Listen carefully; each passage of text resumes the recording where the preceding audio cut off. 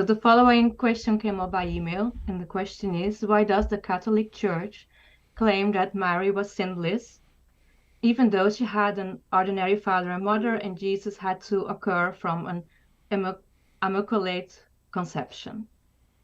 So why do Roman Catholics believe in the Immaculate Conception? So this is not hard to figure out. So I could make this job very easy and say that there was a book that was written in the 2nd century, so it's really early. And many people thought this book should be in the Christian Bible. And it's called the Proto-Gospel of James. And it is in that book that expands much further onto Mary's life. And it's a fake book. I mean, it's not really written by James, and it's later than that, but people really loved it.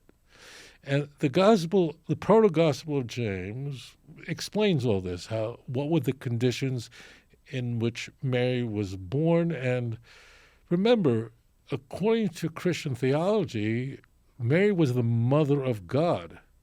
In fact, Catholics revere Mary, pray to Mary, and so do Orthodox Christians, as the mother of God. I didn't invent this. That's how they pray. But how could God be born to a woman if she's an heir to the original sin? That's what this is really all about. This is all really about one point. It's a reverse engineering, as we need our God to be born to a mortal, an incarnation. God has to be born without the stain of original sin. That's what the term immaculate means, without the stain of original sin. How do we arrange that? So Mary wasn't born to a virgin, but when she was in the womb of her mother, Anna, according to this tradition, she was cleansed before she was born of original sin, and therefore she was born immaculate. And the Proto-Gospel of James is a very elaborate explanation about, how was Mary raised? How did she come to be a virgin? Who was Joseph? Remember, Joseph is not mentioned in any of Paul's letters and not in the book of Mark. I've said it many times that I'm reasonably certain that Joseph never existed.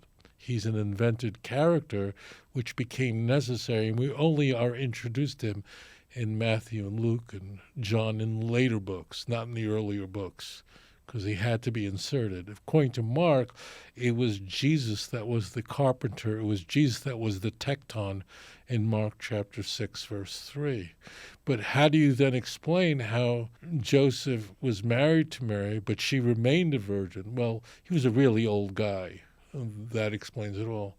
So the doctrine of the Immaculate Conception seeks to solve a problem, and that is, how could the Mother of God not transfer or convey over the original sin? And the answer is that when she was in her mother's womb, she was already cleansed of it, and therefore that's why this tradition, that it's a Catholic tradition, that there were angels all over the place. It was a whole deal. The book goes on, I'm not going to go on, but goes on to people came to inspect Mary to see that she was a virgin, and Salome shows up and does a post-birth inspection. Don't ask, because it's a whole thing. So this all became how that book didn't make it into the New Testament is shocking. But that's where it all comes from. She's born without the stain of original sin.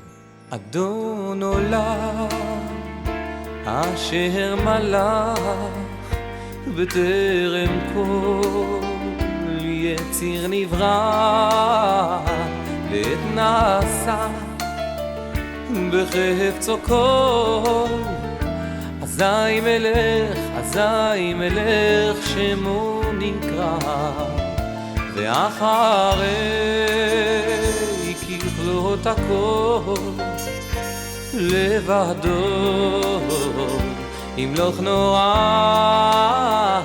והוא היה